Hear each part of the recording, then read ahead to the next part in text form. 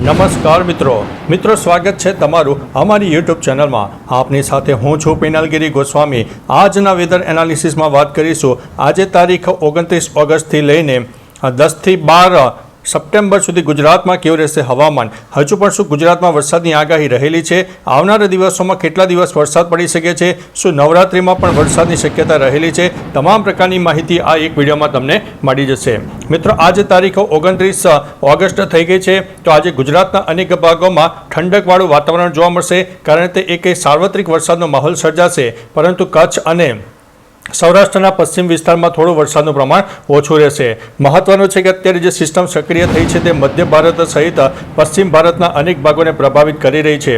બીજી તરફ મિત્રો, પવનની વાત કરીએ તો દરિયાઈ પટ્ટી વિસ્તારમાં પવનનું પ્રમાણ થોડું વધારે જોવા મળશે, જેમાં 20થી લઈને 35 કિલોમીટર પ્રતિ કલાકની ઝડપે પવન પણ ફૂંકાઈ શકે છે। બીજી તરફ મિત્રો, ગઈકાલે મધ્ય ગુજરાતના અનેક ભાગોમાં સારામાં સારો વરસાદ થયો છે, તેના લીધે થઈને વાતાવરણમાં ઠંડકનો માહોલ પણ સર્જાયો છે। જે ગરમીનું તાપમાન 24 ડિગ્રીથી લઈને 30 ડિગ્રી નોંધાયું હતું, તેની જગ્યાએ અત્યારે 24થી લઈને 27 ડિગ્રીની અંદર જોવા મળી રહ્યું છે, એટલે વાતાવરણમાં આપણને ઠંડકનો અહેસાસ પણ થઈ રહ્યો છે।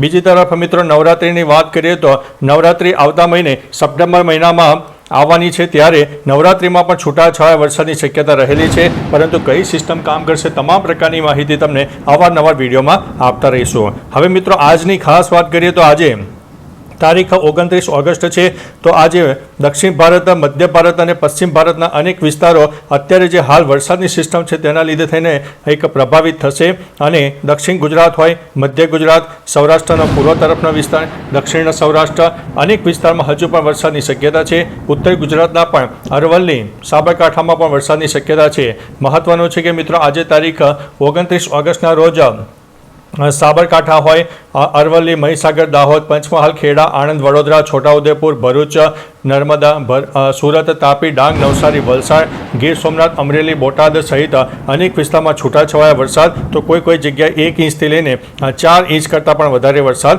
થઈ શકે છે। મિત્રો, અત્યારે જે સિસ્ટમ છે મજબૂત સિસ્ટમ છે। બીજી તરફ દક્ષિણ ગુજરાતથી લઈને કેરળ સુધીની એક વરસાદની ટફ રેખા સર્જાય છે, એટલે દક્ષિણ ગુજરાતમાં પણ અત્યારે આપણને વરસાદ જોવા મળશે।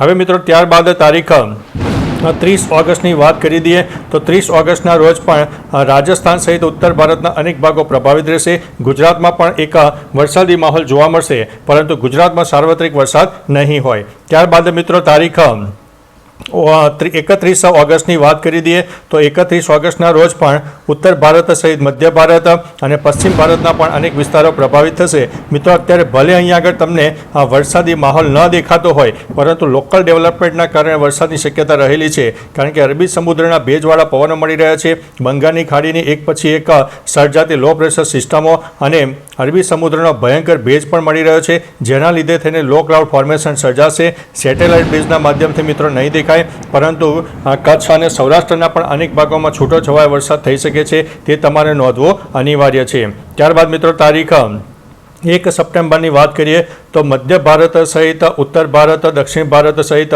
અનેક ભાગોમાં જે લો પ્રેશર સિસ્ટમ બંગાળની ખાડીનું છે તે અસર કરશે, અને તેના લીધે થઈને ગુજરાતને પણ અસર કરશે। અત્યારે ગુજરાતમાં 1 સપ્ટેમ્બરે વરસાદ તમને નહીં દેખાય, પરંતુ સેટેલાઇટ બેઝ માધ્યમ ફક્ત એક જ વસ્તુ નથી, તેના માટે થઈને લો ક્લાઉડ ફોર્મેશન, ભેજનું પ્રમાણ હોય, ઉપરાંત લોકલ ડેવલપમેન્ટ પણ અનિવાર્ય હોય છે। એ તમામ પ્રકારના પરિબળો જો કોઈ જગ્યાએ એકત્ર થઈ જાય તો તે જગ્યાએ વધુ વરસાદ થઈ શકે છે। ત્યારબાદ મિત્રો, તારીખ 2 સપ્ટેમ્બરની પણ વાત કરી દઈએ તો 2 સપ્ટેમ્બરે પણ દક્ષિણ ગુજરાત છે, ગુજરાતનો પૂર્વ તરફનો વિસ્તાર, ઉત્તર ગુજરાતના સાબરકાંઠા, અરવલ્લીમાં પણ છૂટાછવાયા સ્થળે વરસાદની શક્યતા રહેલી છે।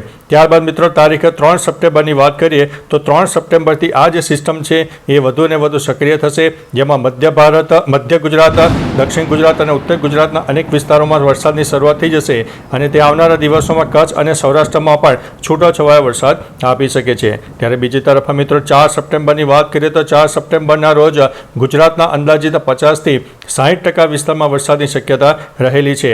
મહત્વનું છે કે આ જે સિસ્ટમની જે આંખ કહી શકાય એ દક્ષિણ ગુજરાત ઉપર વધારે જોવા મળશે, અને દક્ષિણ ગુજરાતના અનેક ભાગોમાં 1થી લઈને 5 ઇંચ કરતાં પણ વધારે વરસાદ થઈ શકે છે। ભારેથી તે ભારે વરસાદ થાય જેમાં દક્ષિણ ગુજરાત, મધ્ય ગુજરાત અને સૌરાષ્ટ્રના દક્ષિણ અને પૂર્વ તરફના વિસ્તારોમાં અસર જોવા મળશે, જ્યારે ઉત્તર ગુજરાતના પણ અનેક ભાગોમાં છૂટોછવાયો વરસાદ થાય, જેમાં 1 અથવા તો 2 ઇંચ કરતાં પણ વધારે વરસાદ થાય. અને આ સિસ્ટમની અસર કચ્છમાં પણ આગામી તારીખ 4 અને 5 સપ્ટેમ્બરની આસપાસ જોવા મળશે.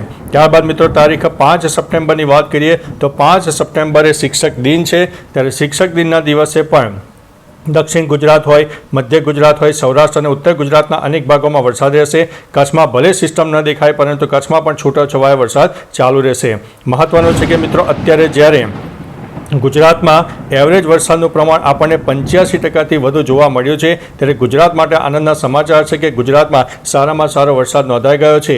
જે નર્મદા ડેમ છે તેની પણ જળ સપાટી સારામાં સારી જોવા મળી છે. અત્યારે નર્મદા ડેમ આશરે 87%ની આસપાસ મિત્રો ભરાઈ ચૂક્યો છે, એટલે ગુજરાતની જીવાદોરી ગણાતી નર્મદા ડેમમાં પણ સારામાં સારા પાણીની આવક થઈ રહી છે. બીજી તરફ મિત્રો માઠા સમાચાર એ છે કે અત્યારે જ્યારે ડેમમાં પાણીની આવક વધી રહી છે, ત્યારે અનેક ક્યુસેક પાણી છોડવામાં આવી રહ્યું છે, એટલે નીચાણવાળા જે વિસ્તારો હોય તે વિસ્તારો થોડા સાવચેત રહેજો, એલર્ટ રહેજો, કારણ કે તમારી જગ્યામાં જે સરસામાન હોય, ઢોર ઢાંખર હોય તેને સાવચેત રાખજો, એલર્ટ રહેજો. અને ખુલ્લી જગ્યામાં હોય તો તેને પણ યોગ્ય જગ્યાએ લઈ લેજો, સલામત સ્થળે જતા રહેજો, જેથી આપણને ભારે નુકસાની ન થાય. સરકાર આપણને આટલું એલર્ટ આપે છે, તેમ છતાં ઘણા મિત્રો આંખ ઉગાડતા નથી અને પછીથી ભારે નુકસાની વેઠવી પડે છે. ત્યારબાદ મિત્રો તારીખ 6 સપ્ટેમ્બરની પણ વાત કરી દઈએ તો 6 સપ્ટેમ્બરે પણ આ જે સિસ્ટમ છે એ વ્યાપક સ્વરૂપ બતાવશે, રૌદ્ર સ્વરૂપ બતાવશે. ગુજરાતમાં સાર્વત્રિક વરસાદ રહેશે. દક્ષિણ ગુજરાતના અનેક ભાગોમાં ભયંકર વરસાદ થાય, જેમાં 1 ઇંચથી લઈને 5 ઇંચ કરતાં પણ વધારે વરસાદ થઈ શકે છે, જેમાં સૌરાષ્ટ્ર હોય, કચ્છ હોય, ઉત્તર ગુજરાત, મધ્ય ગુજરાત, દક્ષિણ ગુજરાત, એટલે મિત્રો સાર્વત્રિક વરસાદનો માહોલ આપણને 6 સપ્ટેમ્બરની આસપાસ પણ જોવા મળી શકે છે. ત્યારબાદ મિત્રો તારીખ 7 સપ્ટેમ્બરની પણ વાત કરીએ તો 7 સપ્ટેમ્બરે પણ સેમ વરસાદી માહોલ સમગ્ર ગુજરાતમાં એક સાર્વત્રિક વરસાદનો માહોલ સર્જાઈ જશે.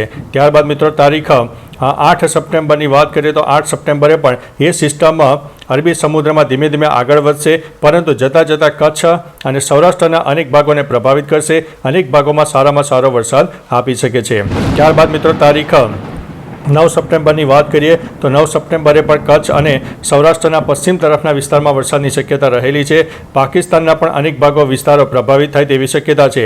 ત્યારબાદ મિત્રો પણ હજુ પણ ભેજનું પ્રમાણ યથાવત રહેશે. ત્યારબાદ નવી સિસ્ટમ પણ આવશે, જેના અનુસંધાને તારીખ 10 સપ્ટેમ્બરની આસપાસ ફરીથી એક બંગાળની ખાડીની વરસાદની સિસ્ટમ બેક ટુ બેક જોવા મળે તેવી શક્યતા છે.